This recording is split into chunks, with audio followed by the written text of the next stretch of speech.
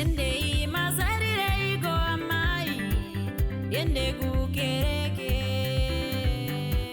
Endei mazarirei go babaimi, ende kukereke. Florence Magwada muimbi wenziyo dzechitendero. Zvemusic ndane almost 4 years, ndakatanga muna 2016 kusvika pari zvino 2020. Vanoparidza mabasa enyu. Kozvino ndane 4 album. Album yandinyanyofarira album number 2, Prayer of Jabez.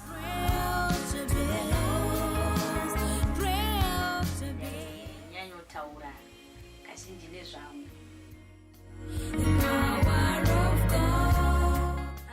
Album rekupedzisira ndaitrai kutaura nezvenyu vateereri. Sipa song yekutanga mafaro. Ndiani akati mumba maMwari hamuna mafaro. Handei kukereke tinofara. Pasong number 2 tave mudanga. Ngatingochema tichiti Jehovha makati tiuyai. Imi mese vanotambura. Tave mudanga tauya. Asi tichiri kutambudzika. Pasong favor. Mwari vanoita favor chero zvinhu zvakaoma sei, chero makore akawanda sei, yekuti newewo uchazonge wakutaura kuti ndaive chiseko mukati menyika umu. Asi nokuda kwenyasha dzake zuva ranhasi ndakawanirwa favor. Koita uya mutendi. Kana variwo Jehovha vakushiedza kuti uya, wazorambireiko naye mutendi? Mhanya ouye kuna Jehovha. Tarisa zvirwere zviri kukuteera. Tarisa mweya madzinza iri kukuteera. Tasese nguva ino corona iri kudai. Ngatingozive kutizire kuna Jehovha. Poita pasongo tinokuvongai Jehovha. Zita renyu riri pedyo nevanhu venyu vanoparidza shoko renyu. Tinokuvongai Mwari. Koita songo rumbidzwai wedenga. Mweya wangu une rumbidzo. Rumbidzwai wedenga. Ndozvainoreva. Panonge pachitaurwa nezvekuti makaita mabasa makuru mukati meupenyu hwedu, zvamakabata zvikuru mukati mekurarama kwedu. Koita somwe inonzi upenyu hunochinja. Iyi somwe ndaida kunyanyobata kune avo vanozviti mari iri kusaiti kwavo kuti upenyu uyu ivhiri hunochinja. And then somwe number 9 tiza neupenyu. Ndaitrai kuexplaina kuti tikambowirawo munjodzi dzakasiyana-siyana idzi, tikabuda nepaburi retsono, tikatiza iwe uya kuna Jesu utize uye neupenyu hwako. Pasongo number 10 yakanzi sanganai neni Jehovha. Inotaura nezvekuti panguva dzino dzatiri, nguva dzekurwadza kweupenyu, nguva dzezvirwere zvisiri kurapika, madii masangana nesu Jehovha, nokuti panyika tinokundikana tikada kufamba tega. Asi imi Jehovha mukafamba nesu, tinofamba mune zvakanaka. Ndizvo zvaitaurwa paalbum iri rinonzi Tirangarirei Jehovha.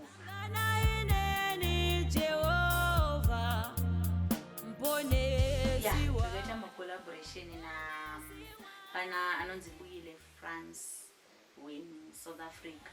Ndakaita naye pa-second album somwe unayatswana liwena. And then ndobva ndaita pa-third album naAgada Murudzwa Maindembera somwe zvaringana, inova iri kupushawo chaizvo kumaketi uku. Takabva tangoita nevhidhiyo. Vateereri vari kuifarira zvakanyanya somwe album yekupedzisira apa takashanda naproducer Joseph Makiwa. Vaiva zvakare variwo chanta pamasongs akawanda mukangonzwa pano voice rechirume, vaibheka vachiita zvese. Ndiproducer vanoita zvose ivavo.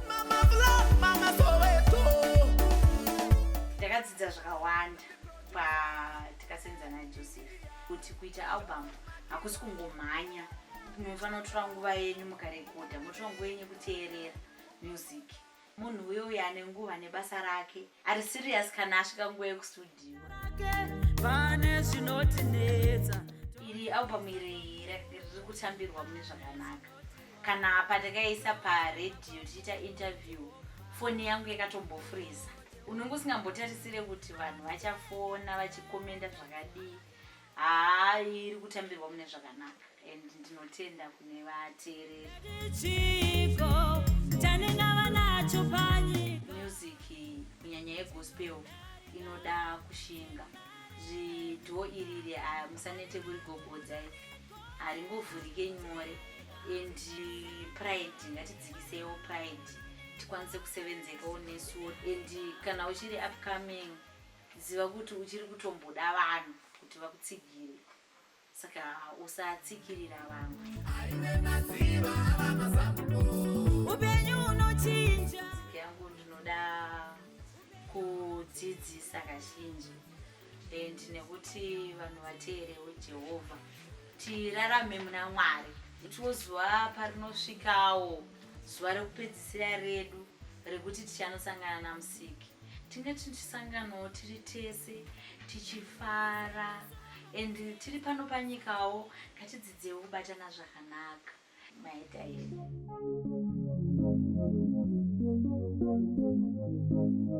Vanokwanisa kundibata paWhatsApp number.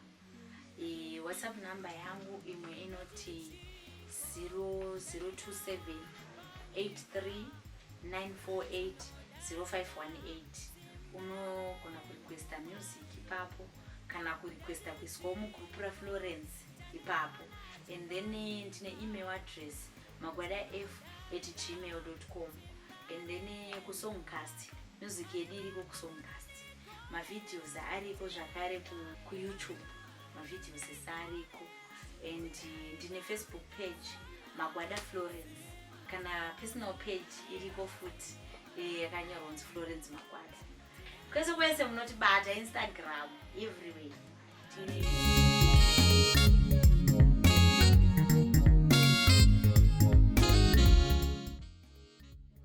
Tarangu knows Joseph Makiwa, producer from Zimbabwe, now living in Soweto. Albums andinawo akawandisa zvokuti handikwanisi kumataura, but so far vaimbi vandokwanisa kuti ndi Blessing Shumba, Florence Magwada, Blessing Gomo, nanonzi Knowledge Tsemani, vakawanda vachazi mazina.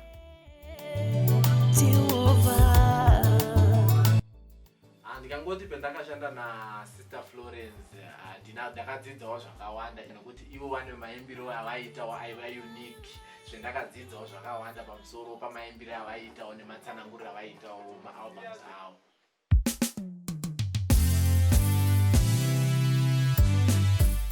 Ndingati ipapapa it depends nekuti munhu wacho auya achiita sei.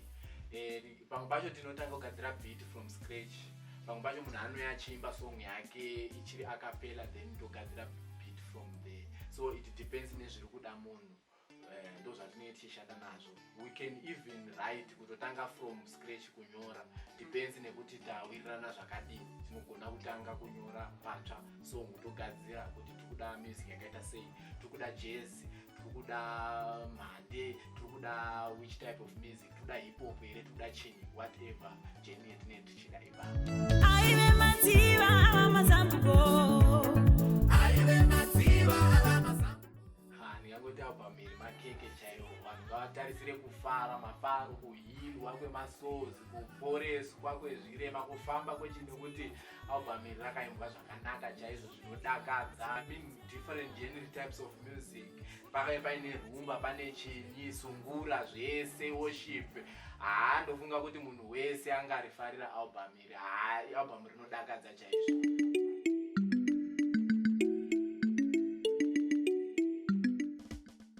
Vanoda kundibata vanondibata panhamba dzinoti 061 863 0059, 061 863 0059. Then by email unondibata joseproducer@gmail.com, by email joseproducer@gmail.com. And then by Facebook ndibate Joseph Makiwa, munondoona ipapo. Ngatibatanei paalbum raFlorence Magwada, Tirangarirei. Grab your copy. Uya, uya, uya, uya.